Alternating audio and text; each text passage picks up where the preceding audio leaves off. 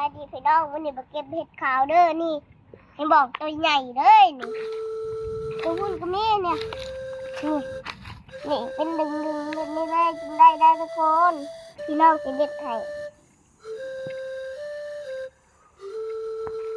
ค่อยมานี่สิพี่น้องนี่เห็ดน้อยก็มีเห็ดเอียงก็มี กินเลย มาใส่กันเลยพี่น้อง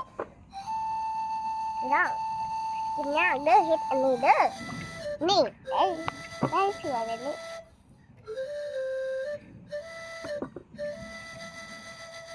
ยามฝนตกลายเด้อพี่น้อง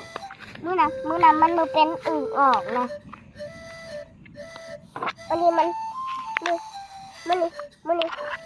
ยามฝนตกเด้อพี่น้อง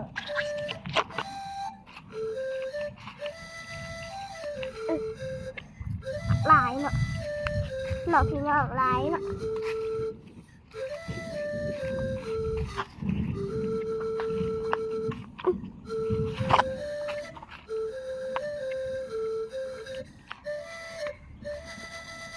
มันบ่ค่อยเป็นเนาะมันเยอะเนาะแม่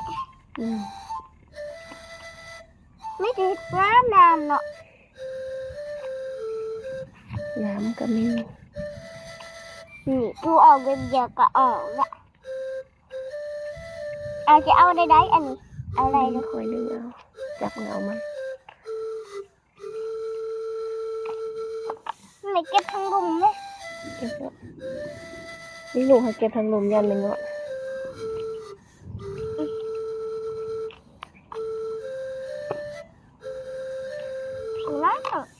หลายเลยตกลงแล้วพี่น้อง